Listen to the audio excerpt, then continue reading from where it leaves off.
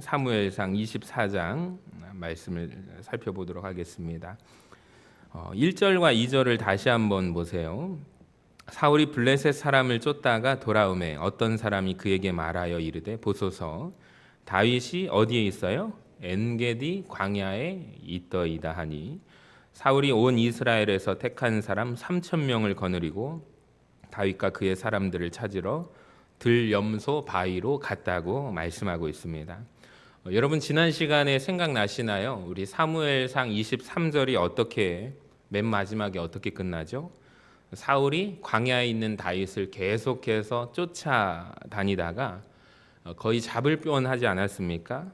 근데 그 순간에 우리 하나님께서 역사하셔서 블레셋 군대가 쳐들어왔다라는 말을 사울 왕에게 전하게 하시는 그 사건 아시죠? 그래서 군대의 병력을 돌려서 되돌아간 이야기가 우리 지난 사무엘상 23장의 말씀이었습니다.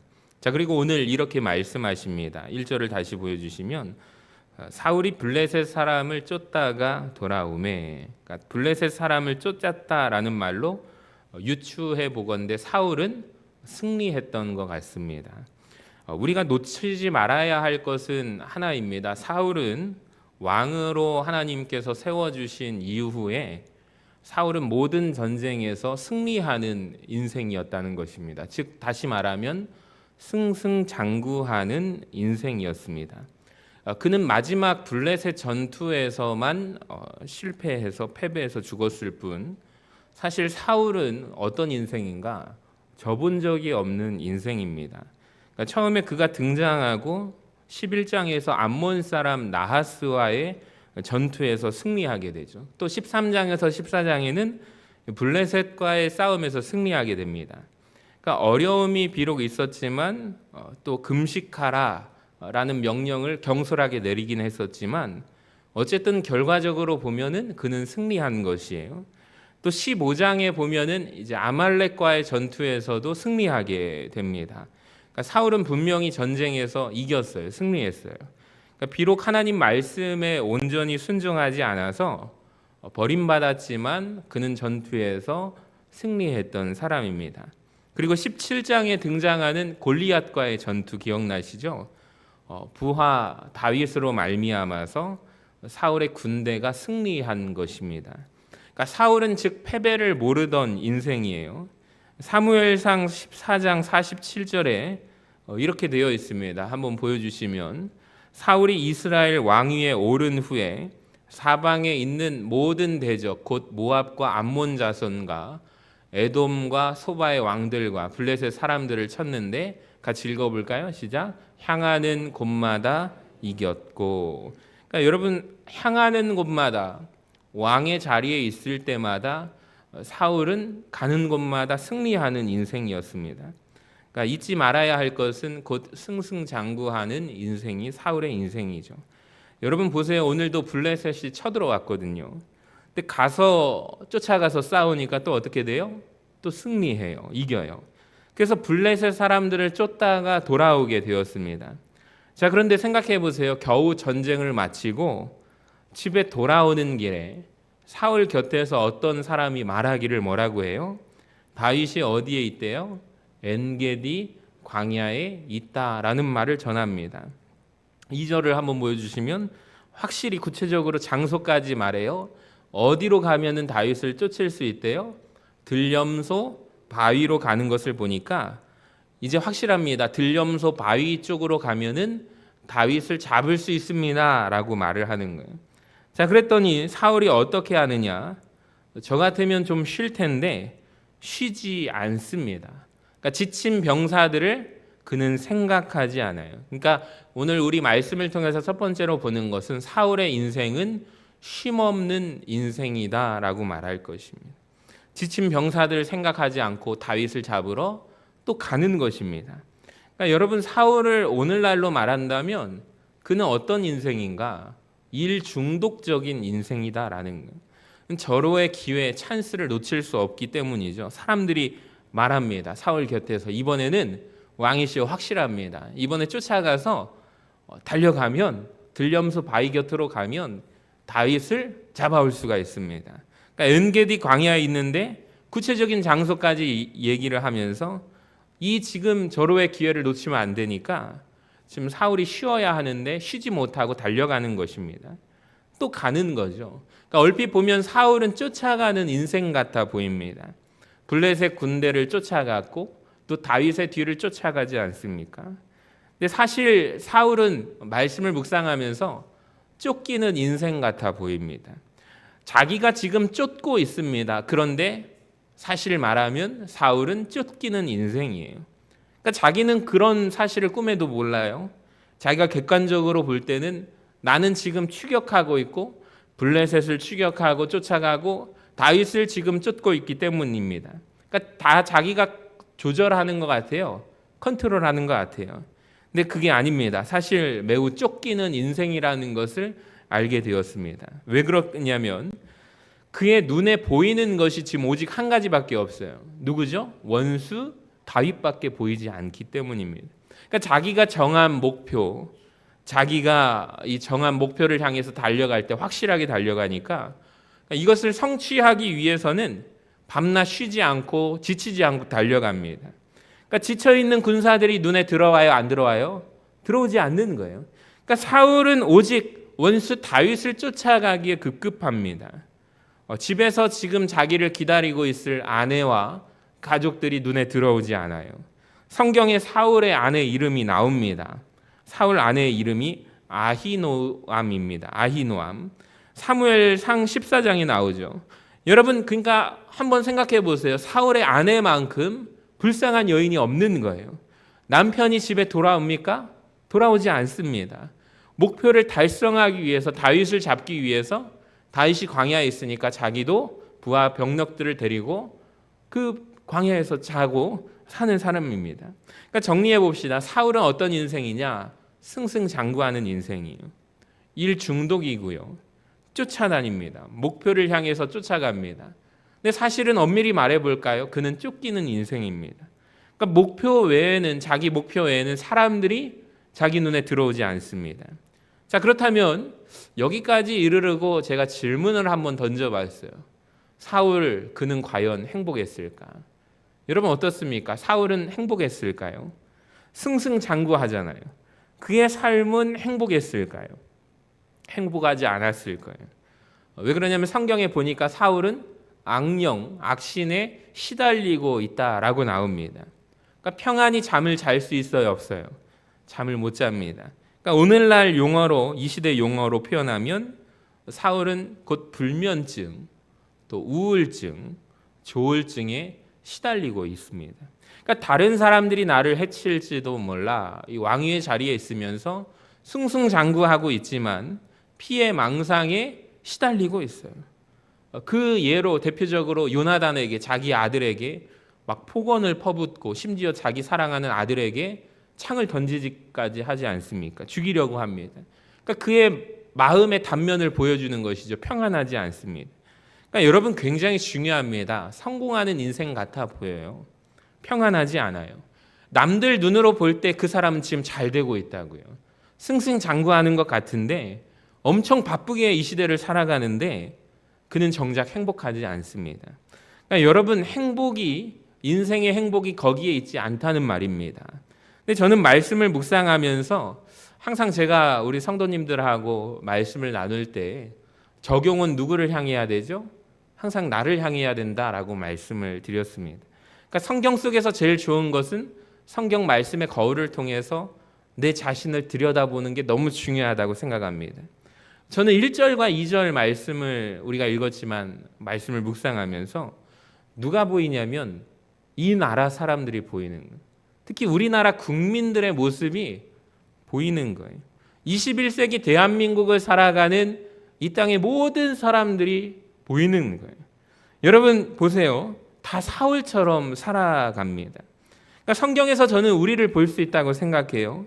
그러니까 하나님은 수천 년 전에 기록된 이 하나님의 말씀을 통하여 본문 오늘 말씀을 통하여 오늘의 내 자신을 들여다보라고 말씀하시는 것 같습니다.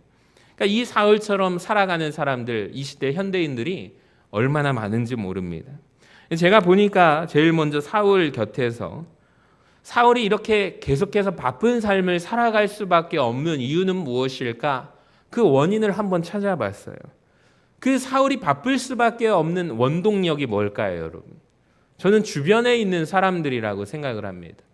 사울 곁에 있는 누구죠? 그의 부하들, 신하들이라고 저는 생각해요. 주변 사람들 때문인 것 같아요. 1절을 분명히 이렇게 되어 있습니다. 방금 분명히 블레셋 사람들을 추격했잖아요.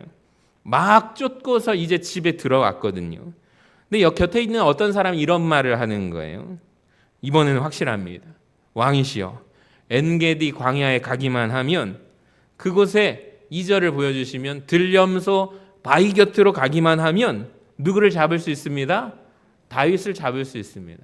여러분, 지금 블레셋과의 전쟁을 막 마치고 돌아오는 길에 집에서 쉬지도 못하는 상황 속에서 사울 곁에 있는 부하들이, 신하들이 이름도 등장하지 않는 어떤 한 사람이 아직 왕이시여 쉴 때가 아닙니다. 지금 가면은 왕은 성공할 수 있습니다. 우리 빨리 가야 합니다.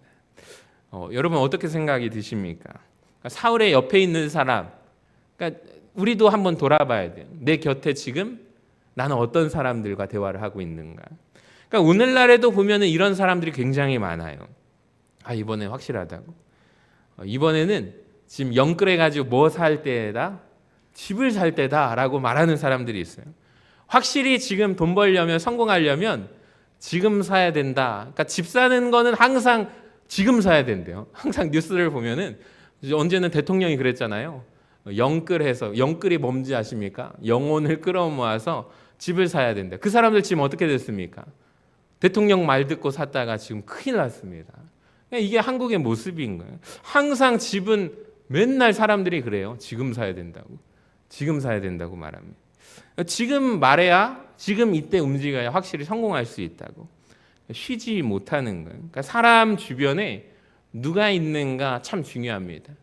제 예전에 집사님 한 분이 목포에 있을 때, 여자분이세요. 집사님이신데 수요 기도회도 나오시고 그때 금요 기도회도 나오시고 아주 신실하시다고 하는데 담당 교구였거든요. 근데 일주일에 한 번 나오시는데 이제 그죠, 한 달에 한 번 정도 나오면 많이 나오신 거예요. 한 달에 2번 나오면 무슨 일 있으신가 할 정도로. 그러다가 이분이 점점 이제 빈도수가 3개월에 한 번, 6개월에 한 번, 그러다가 이제 1년에 한 번. 왜 그렇게 바쁘신가요? 했더니 이제 목사님도 아시더라고요. 설명을 해주는데 어떠한 그 시에서 정보력을 빨리 입수해가지고 발전하는 곳에 이제 원룸 대단지 사업에 입찰을 해서 짓고 나서 이제 판매를 하면 수익이 이제 남는 구조에 그 재미에 빠지셔가지고 부동산 쪽으로 투자를 하시는 거예요. 그래서 이제 굉장히 돈을 많이 재밌게 벌고 계시다고 하는데 이제 그러다 보니까 신앙생활이 하나님께 나와야 되는데 나올 수 있어요, 없어요? 없는 거예요. 그러니까 1분 1초가 굉장히 바쁘고 그리고 차익을 남겨야 되고 모든 시선이 여기에 향하니까 결국에 그분이 이제 교회에 1년에 한 번 나오실까 말까 하는 정도로 그 모습을 보면서 참 너무 안타깝더라고요. 그러니까 저는 보면서 그 주변에 있는 분들, 그분이 소통하고 누구를 만나고 대부분 다 그런 대화를 하시는 분들이에요.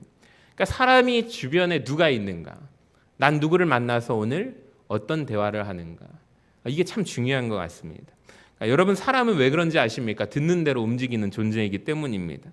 그러니까 듣고 보니까 그 사람 말 들어보니까 그럴듯하거든요. 사울도 마찬가지. 이번에 신하들의 말을 들어보니까, 부하들의 말을 들어보니까 엔게디 광야에서 들염소 바위 곁으로 가면은 확실히 다윗을 잡을 수 있을 것 같아요. 이 사업하면 될 수 있을 것 같아요. 이번에 거기에 투자하면 진짜 될 것 같은 거예요. 그러니까 사람이 쉴 수 있어요, 없어요? 못 쉬는 것입니다. 그러니까 사울을 위하는 것 같이 말하지만 이 사람이 결과적으로 사울 왕의 인생을 더욱더 힘들게, 피곤하게 만드는 거예요. 여러분, 그렇지 않아도 피곤하고 지친 인생인데 더 쉼 없도록 지치게 만드는 거예요. 근데 가만히 보니까 사울 주변에 이런 사람들 뿐이에요. 그러니까 지난주에 읽었지만 23장 19절에 보세요. 그때 10 사람들이 기브아에 이르러 사울에게 나와 이르되 다윗이 지금 여기에 숨어 있으니까 왕이시여 거기에 가보십시오. 그러니까 왕이 또 거기 가는 거예요. 그러니까 다음 장에 등장할 26장 1절을 보여주시면 또 10 지역의 사람들이 또 말하는 거예요. 기브아에 또 찾아와서 말하되 다윗이 어디에 숨어 있대요? 하길라 산에 숨어 있으니까 왕이시여 또 거기로 가서 다윗을 잡으셔야 합니다.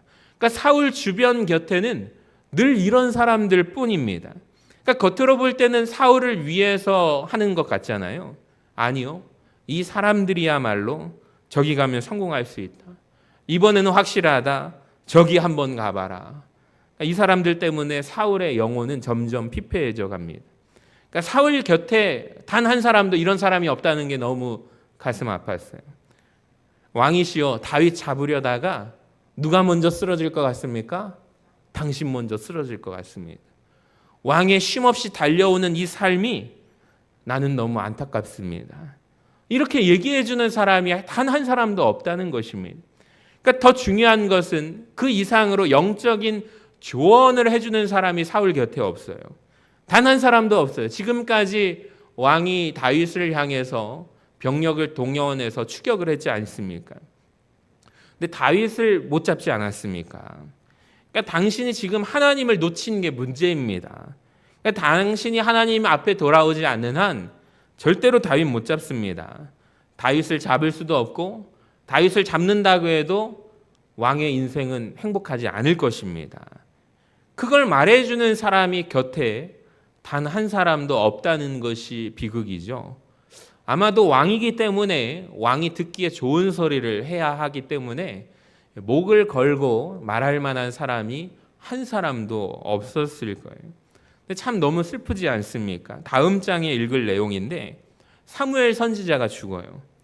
사무엘이 친척이 있었어요. 그런데 한 사람도 차라리 사무엘 선지자를 찾아가서 왕이시여 좀 만나보면 어떻겠습니까? 시간을 내서 왕이 처음에 왕위에 오를 때 당신의 머리에 기름을 부어준 선지자이지 않습니까?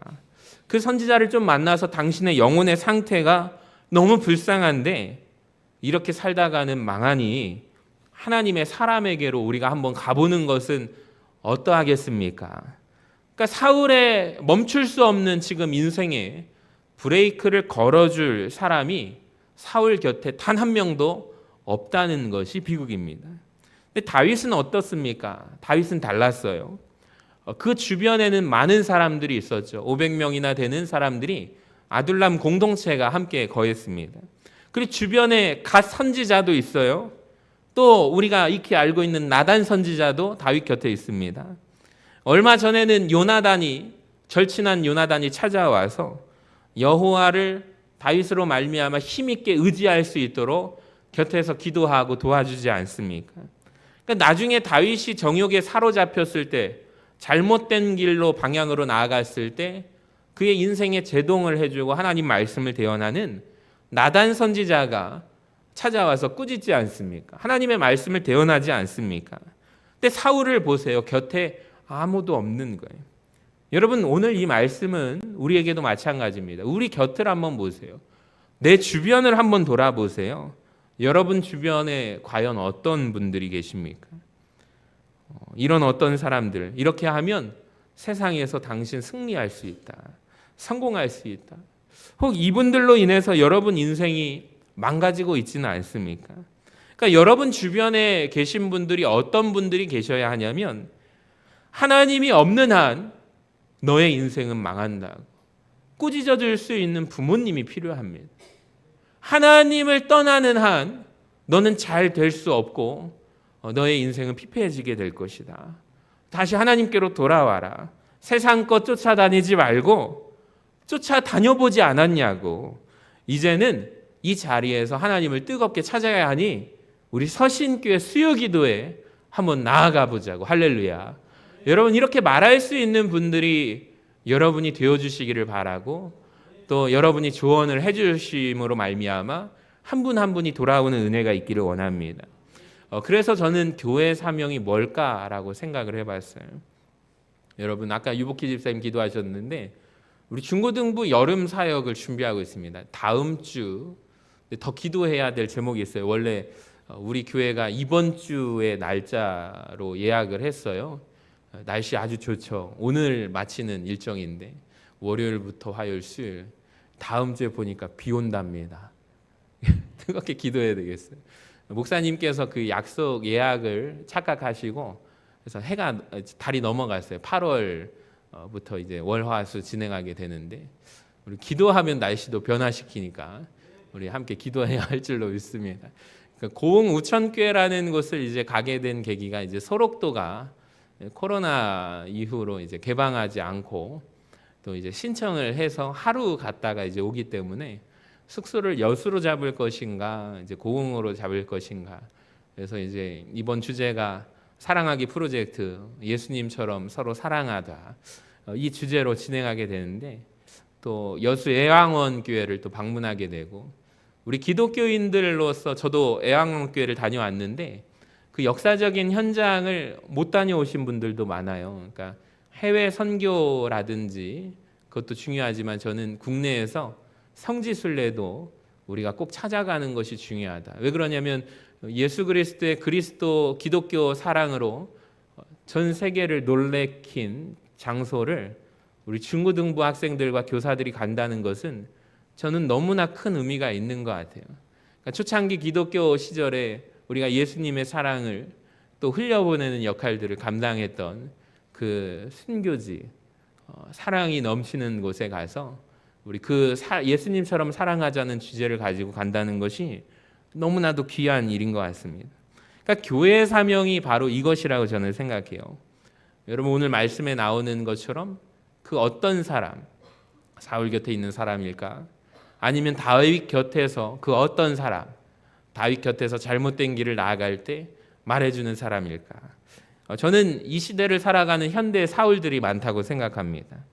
사울 곁에서 그런 목소리를 전해줄 사람은 바로 우리밖에 없다고 생각을 해요. 그러니까 그리스도인들이 왜 이 땅에 존재할까요, 여러분? 그러니까 하나님께서 우리를 구원해 주셨잖아요. 그러니까 내가 한 것은 전혀 없지만 하나님의 공로로 예수 그리스도를 사랑하는 독생자 아들 예수를 십자가에 못 박혀 죽으심으로 우리의 죄 문제가 사해지고 우리의 구원의 길이 열리게 되었잖아요. 자, 그렇다면 천국의 길이 바로 왜 곧장 열리지 않고 이 땅에 남아서 우리 구원받은 백성들이 기독교인들이 살도록 하시는 것일까요? 왜 그럴까요? 저는 여기에 교회 본질과 사명이 있다고 생각해요. 그러니까 사울 같은 이 시대를 살아가는 사람들에게 아마 영적인 조언을 해주는 소수의 사람들, 바로 그리스도인들로 말미암아 영적인 변화를 이루어내기 위해서 우리를 이 땅에 남겨두신 것은 아닐까 생각이 듭니다. 그러니까 당신의 문제가 이 세상에서 성공하는 데 있지 않다고, 너는 하나님을 찾아야 한다고, 하나님을 만나지 않는 한 망한 인생이라고, 그러니까 이것을 말해줌으로 여러분 하나님께서 우리를 이 땅에 두신 것 같아요. 바로 그것이 교회를 세우신 이유가 아닐까요? 바로 이 상처받은 이 땅을 고치라고, 회복하라고 우리를 남기셨습니다. 그러니까 여러분, 성도는 다른 사람이 아닙니다. 나는 천국 갈 구원받은 티켓을 얻었어, 그게 아닙니다. 그러니까 이 땅에서 망해가는 사람들, 망해가는 길로, 세상의 길로, 넓은 길로 가는 사람들에게 우리가 찾아가서 사울과 같은 삶을 사람들이 너무너무 많은데 막아서서 그들의 방향을 회개시켜서 돌이켜서 하나님께로 나아가게 하는 것, 바로 우리를 세워주신 줄로 믿습니다. 그렇기 때문에 교회는 그 영혼들을, 사람들을 고치는 장소입니다. 그래서 교회가 이 땅의 소망이고 희망이고 교회는 너무너무 소중합니다. 저는 교회를 소중히 여기지 않는 사람들을 너무 싫어합니다. 교회는 너무너무 소중합니다. 목회자가 왜 소중할까요? 하나님의 말씀을 전해주니까 소중한 거예요. 그러니까 최근에 이 시대 가운데 아주 이상한 사조가 교회 안에서도, 심지어 신학대학교 신학 안에서도, 신학생들 사이에서도 이상한 기류가 지금 흘러가는 것이 꽤 되었습니다. 여러분 보세요. 영혼을 치료하는 목회자보다 이 시대 가운데 교회 개혁을 외치는 목사님이 훨씬 더 멋있다는 사조가 들어오게 되었습니다. 한국교회 문제가 뭔지 아세요?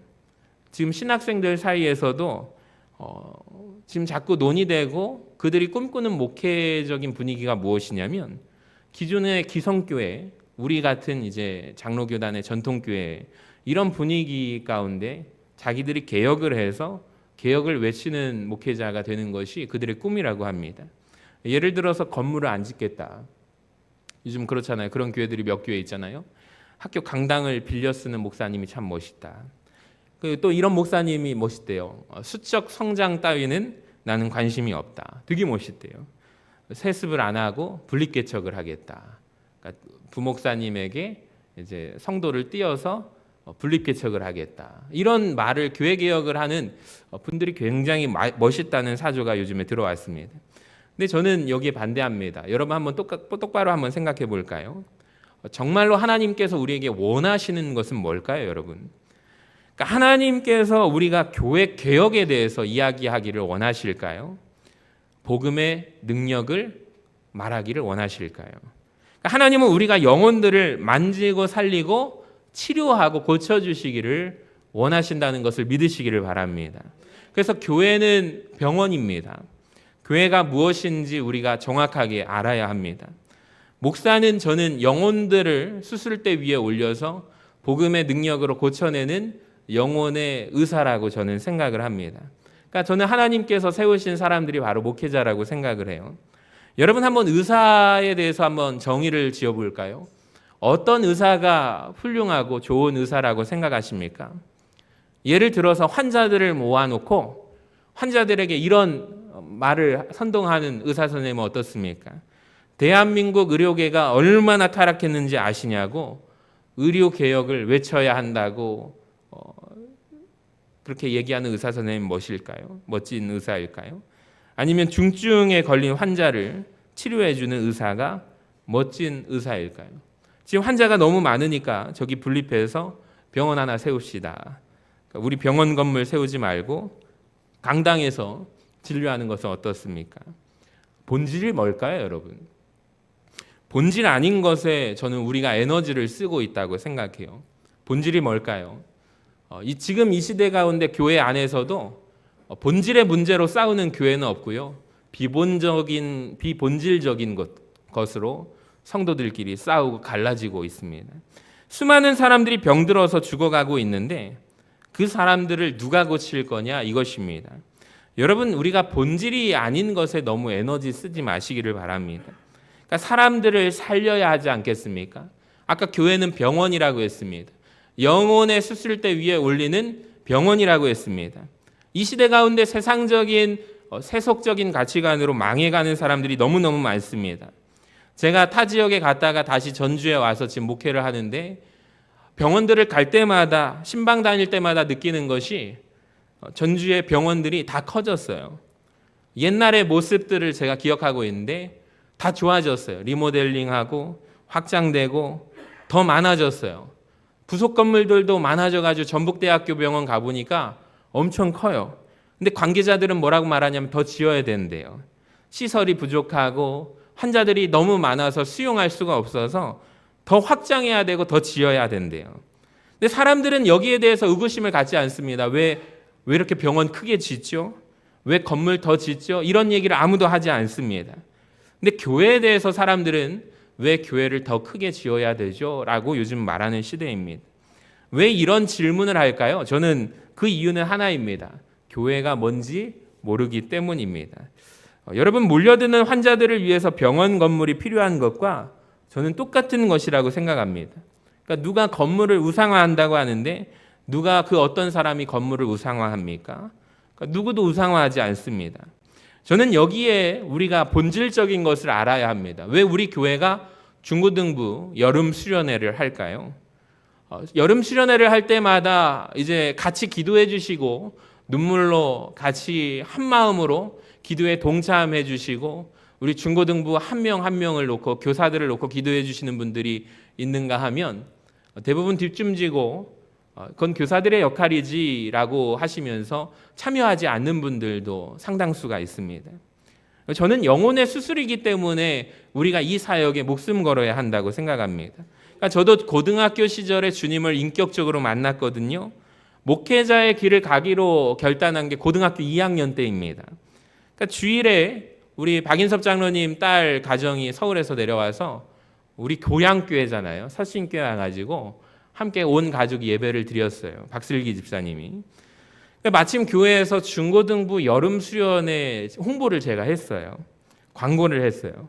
그리고 그 집사님이 나중에 이제 얘기를 들었는데 모교에 와서 고향교회 와서 우리 중고등부 여름 수련회 광고를 듣고 이런 생각이 드셨대요. 나도 주님을 만났을 때가 고등학교 때인데 내가 중고등부 서신교회 여름 수련회를 가서 내가 그때 주님을 만났는데 시간이 흘러서 자기는 이제 두 자녀의 엄마가 되었고 고향교회 와가지고 예배를 드리면서 그때가 막 생각나더라는 거예요.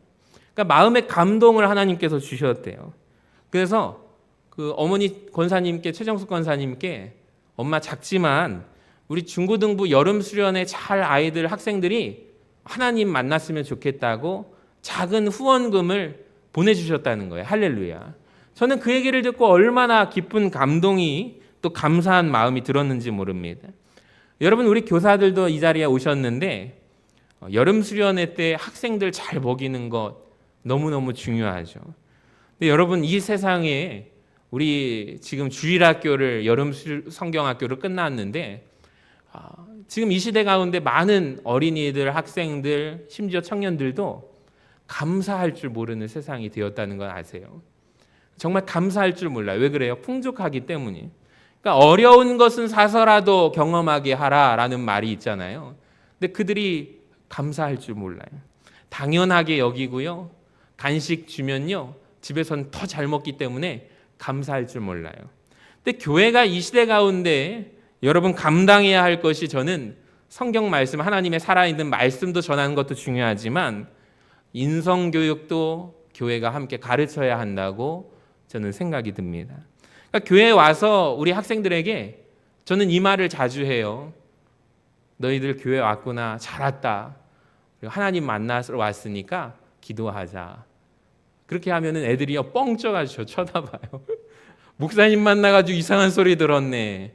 그래서 이제 기도하게끔 이제 5초라도 10초라도 기도해라. 그러면은 억지로라도 비전홀 문 열어놓고 거기 앉혀가지고 기도하게 해요. 자기 교회 안 왔는데요, 카페 왔는데요, 그렇게 말하는 친구도 있어요. 그래서 아니라고, 하나님께 왔으니까 교회 온 것은 내가 주님 만나러 온 거야. 그래서 기도해라. 그랬더니 그 다음부터 잘 안 보이는 것 같아요. 하지 말까라는 생각이 듭니다. 근데 해야 돼요. 여러분, 애들이 알아서 하겠지. 성전에 온다는 것은 굉장한 의미가 있잖아요. 여러분, 그렇죠. 저는 성전 뜰을 우리 인생에서 그 때에 밟는다는 것이, 이 제단 뜰을 밟는다는 게 정말 놀랍거든요. 억지로 끌고 오려고 해보세요. 절대 안 옵니다. 근데 그 스스로가 와가지고 제단 뜰을 밟고 있잖아요.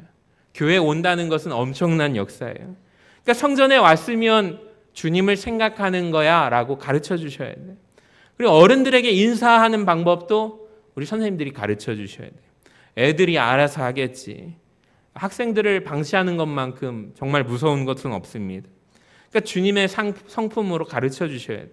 그러니까 교회를 사랑하는 마음으로 알려주셔야 돼요. 그러려면 이 자리에 오셔서 기도해야 돼요. 할렐루야. 아이들과 학생들 영혼을 부르짖고 기도해야 해요.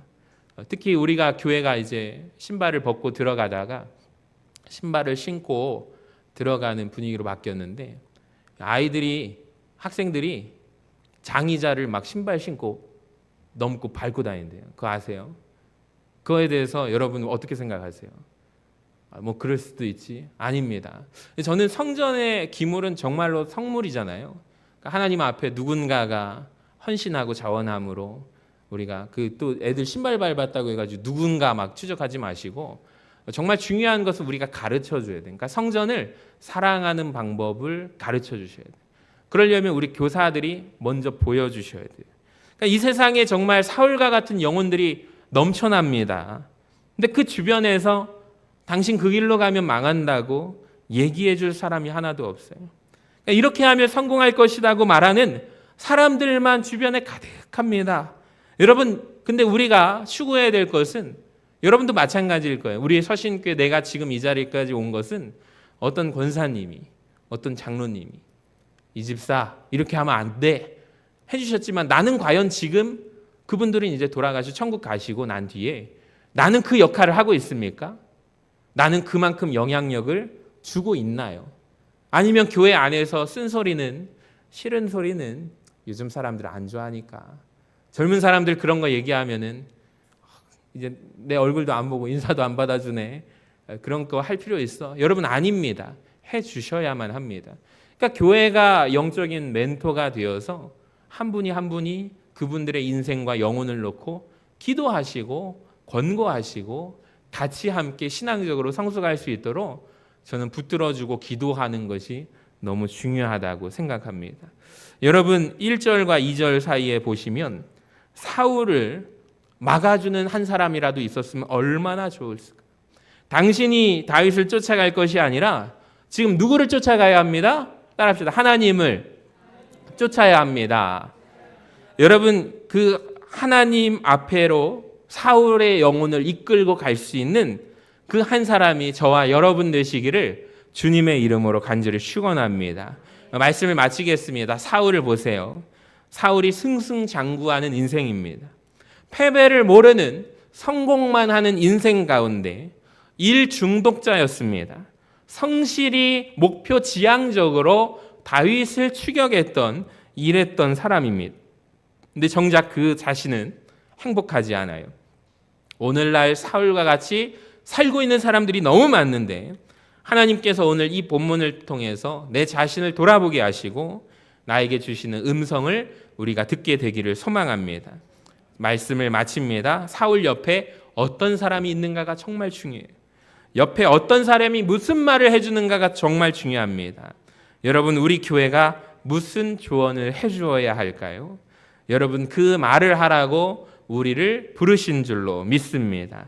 여러분, 우리 교회가 그 역할을 감당하고 또 우리 중고등부 여름 수련회를 통하여 한 영혼들이 주님 만나고 변화되기를 간절히 소망합니다.